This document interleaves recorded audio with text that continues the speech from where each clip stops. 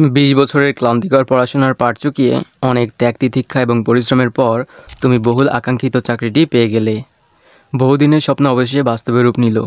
লাইফে আর কোনো দুশ্চিন্তা নেই, শুধু সুখ আর সুখ। কিন্তু আসলে কি সুখ আর সুখ? এই ব্যক্তিকেন্দ্রিক সুখের চিন্তা আদতে কি সুখ বয়ে আনে, নাকি এটা শুধুই একটা ধোঁকা? ৪৪ কোটি মানুষ অথবা সংখ্যা যাই হোক, প্রত্যেকের চিন্তা একই ফ্রেমবন্দি। অমুক চূড়ায় পৌঁছতে পারলে লাইফ একদম সেটেলড, আর কোনো অশান্তি থাকবে না। প্রত্যেকটা মানুষের এই আত্মকেন্দ্রিক মনোভাব কীভাবে সামষ্টিকভাবে সমাজের রন্ধ্রে রন্ধ্রে অশান্তির বীজ বপন করেছে সেটা একটু উপলব্ধি করা যাক। কিছুদিন আগে একজন সাংবাদিক অত্যন্ত বিচক্ষণতার সাথে আমাদের দেশের মানুষের আকাঙ্ক্ষার সীমাবদ্ধতাকে ফুটিয়ে তুলেছেন কয়েকটি বাক্যের মধ্যেই। প্রথমে সেটি দেখে নেওয়া যাক। জীবনের সফলতা কি? একটা বিসিএস চাকরি পাওয়া, সুন্দরী মেয়ে বিয়ে করা, চিকন চালের ভাত খাওয়া, মারা যাওয়া। অর্থাৎ আমাদের নিজেদের অবস্থার সামান্য উন্নতি হলেই আমরা সমাজের বিপুল জনগোষ্ঠীর কষ্টে থাকার কথা বেমালুম ভুলে যাই। অন্যেরা কষ্টে আছে, তাদের আমাদের কি? কিন্তু মনে রাখতে হবে, কয়েনেরও দুটি দিক রয়েছে। প্রতিটি ক্ষুদ্র কাজেরও অকল্পনীয় প্রভাব রয়েছে। পানি গড়াতেই থাকে।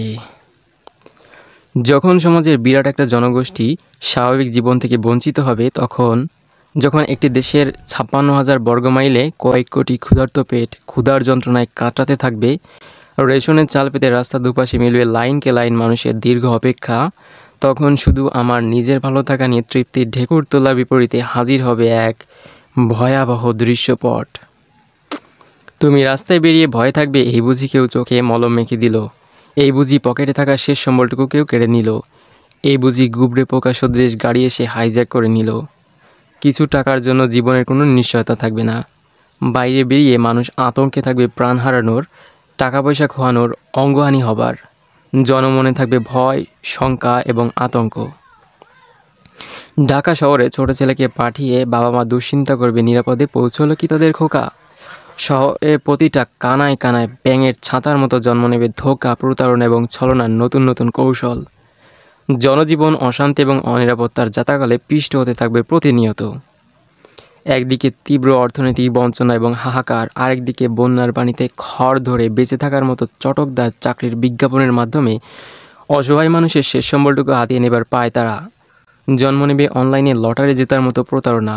ছেঁড়া কাঁথায় স্বপ্ন দেখতে থাকা মানুষকে প্রলোভন দেখিয়ে হাজার হাজার কোটি টাকা নিয়ে উধার হয়ে যাবে নানান কোম্পানি প্রতিষ্ঠান। জামানতের টাকা নিয়ে রাতারাতি উধাও ২ কর্মকর্তা। এমন হাজারো প্রতারণার শিকার হয়ে স্বেচ্ছায় প্রাণ বিলিয়ে দেবে অনেকেই। দিন শেষে আমি ভালো থাকলেই হলো, এই চিন্তা সমাজের প্রতিটা মানুষকে উপহার দেবে জানের এবং সম্পদের অনিরাপত্তা। এই বিষয়টি সুন্দরভাবে ফুটিয়ে তুলতে আমি একটা উদাহরণের আশ্রয় নেব। মনে করো, চারিদিকে উত্তাল সমুদ্র এবং জলরাশি। ১০ জন লোক একটা ছোট্ট জনমানবহীন দ্বীপে আটকা পড়েছে। তাদের একজনের কাছে চলার মতো পর্যাপ্ত খাবার মজুদ রয়েছে, বাকি ৯ জন খাদ্য উপকরণ মুক্ত।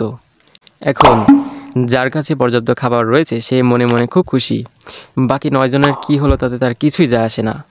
প্রশ্ন হলো, ওই একজন কি আসলে আনন্দে থাকতে পারবে চারপাশে ৯ জন ক্ষুধার্ত মানুষ রেখে?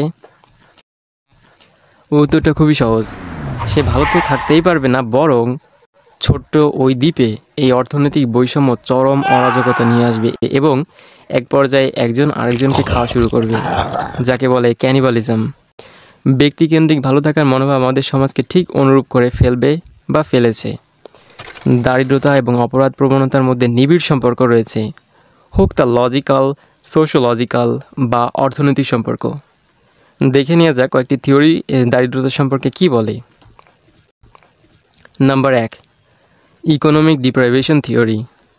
মূল ধারণা, সম্পদের দুষ্প্রাপ্যতা এবং অর্থনৈতিক দারিদ্রতা মানুষের মধ্যে হতাশার জন্ম দেয়, যা ব্যক্তিকে বেঁচে থাকার প্রয়োজনে বা তার প্রতি সমাজ যে অন্যায় করেছে সেই ক্ষোভ প্রকাশে উদ্বুদ্ধ করে। প্রযোজ্য যেসব এলাকায় বেকারত্ব অত্যন্ত বেশি বা যেখানে মানুষের উপার্জনে রয়েছে চরম অসমতা, সেই এলাকাগুলোতে চুরি ডাকাত এবং হানাহানি বৃদ্ধি পায়। মানুষেরা মনে করে তাদের হারানোর কিছুই নেই। Number ২, strain theory. মূল ধারণা, যখন ব্যক্তি একক সমাজের বৈধ লক্ষ্য তথা সম্পদ বা সফলতা অর্জনে অসমর্থ হয়ে পড়ে, তখন মানুষ অবৈধ কাজের দিকে ঝুঁকে পড়ে। প্রযোজ্য সুযোগের অভাব অপরাধকে যৌক্তিক পদক্ষেপে পরিণত করে। শ্রমিক, মজুর এবং বস্তিতে বসবাসকারী যুবকেরা যারা সমাজের কাঠামোগত প্রতিবন্ধকতার শিকার, তাদের মাঝে এই মনোভাব সবচেয়ে বেশি স্পষ্ট। রবার্ট মার্টন এই অবস্থার নাম দিয়েছেন ইনোভেশন তথা অবৈধ উপায়ে লক্ষ্য অর্জন। Number 3, relative deprivation. মূল ধারণা, শুধুমাত্র দারিদ্রতাই নয় বরং অন্যের চাইতে করুণ পরিস্থিতিতে থাকার উপলব্ধি হতাশা এবং অপরাধের দিকে ধাবিত করে। উদাহরণ, মফস্বল শহরে থাকা কোনো ব্যক্তির বিলাসী এবং সম্পদশালীদের দ্বারা পরিবেষ্টিত হওয়া বা অনলাইনে নিজের বিত্তবান হওয়া জাহির করা একজন সাধারণ মানুষকে এমন ধারণার বশবর্তী করতে পারে যিনি ভাবেন তিনি সমাজের অন্যায়ের শিকার, মানে তারও অমন সম্পদশালী হওয়ার কথা ছিল, অতঃপর ভয়ঙ্কর সব অপরাধে জড়িয়ে পড়েন। এটা উন্নত কিন্তু সাম্যহীন সমাজে কেন অপরাধ সংঘটিত হয় তার একটা যুক্তিযুক্ত ব্যাখ্যা প্রদান করে। Number 4, opportunity cost of crime. অর্থনৈতিক দৃষ্টিকোণ। যখন বৈধভাবে উপার্জনের পথ সীমাবদ্ধ বা পুরোপুরি অনুপস্থিত, যেমন চরম দারিদ্রতার মধ্যে রয়েছে, অপরাধ করার প্রবণতা সেখানে অনেক বেশি। যুক্তি, যদি তোমার কোনো চাকরি না থাকে জেলে যাবার ঝুঁকিকে কম ভয়ঙ্কর মনে হবে। যদি তুমি খালি পেটে থাকো ডাকাতি করাকে আরও বেশি যৌক্তিক কাজ মনে হবে। মোদ্দা কথা হলো, ব্যক্তিকেন্দ্রিক ভালো থাকার চিন্তা সমাজের কাউকে শান্তিতে থাকতে দেয় না। বাটারফ্লাই ইফেক্টের মতো কোনো না কোনোভাবে এটি ব্যক্তিকে বিদ্ধ করে, কখনো প্রাণ কেড়ে নেয়, কখনো সম্পদ, কখনো শারীরিক ক্ষতি। আরেকটা থিওরি বলার লোভ সামলাতে পারছি না, সেটি হলো কনফ্লিক্ট থিওরি পার্সপেক্টিভ। এই থিওরির অন্যতম বক্তব্য হলো, রাষ্ট্রের আইনগুলো তৈরি হয় ধনী লোকেদের হাতে শুধুমাত্র তাদের সম্পদ রক্ষা করার প্রয়োজনে, অর্থাৎ এমন আইন তৈরি হবে যা তাদের সম্পদের রক্ষা কবচ হবে। সুতরাং সমাজে অপরাধগুলো হলো এই ব্যবস্থার বিরুদ্ধে এক ধরনের প্রতিবাদ। সমাধানের আলাপ করা যাক। এই সমস্যার একটা সুন্দর সমাধান ইসলাম ধর্মে রয়েছে। ইসলাম ধর্মের 5টি মৌলিক বিষয়ের মধ্যে সেটি একটি, আমি নাম বলছি না। সেই পদ্ধতি ধনী থেকে সম্পদ নিয়ে গরিবের মাঝে বিতরণ করে, যা অর্থনৈতিক বৈষম্য দূর করে, বেকারত্ব দূর করে, মানুষের অর্থনৈতিক দুশ্চিন্তা হ্রাস করে, সমাজের অপরাধ প্রবণতা ঠেকায়, মানুষের জান এবং মাল নিরাপত্তা প্রদান করে, সমাজ থেকে ক্ষুধার যন্ত্রণা দূর করে, ব্যক্তি এবং সমাজে শান্তি প্রতিষ্ঠা করে। সুতরাং শুধু আমাকে ভালো থাকতে হলে সমাজের সবাইকে ভালো থাকতে হবে। শুধু আমি ভালো থাকতে চাইলে আমি সব কেউই শান্তিতে থাকবো না। সমাজের প্রতিটা মানুষ এক অদৃশ্য টপোলজিতে সংযুক্ত। এখানে কারো খারাপ থাকা বাকিদের ভালো থাকার গ্যারান্টি নষ্ট করে। একটি বিখ্যাত কবিতা চরণ বলে শেষ করি, যা ব্যক্তিকেন্দ্রিক ভালো থাকার মানসিকতার পরিণতি তুলে ধরে। ভাত দে হারাম জাদা, তা না হলে মানচিত্র খাবো।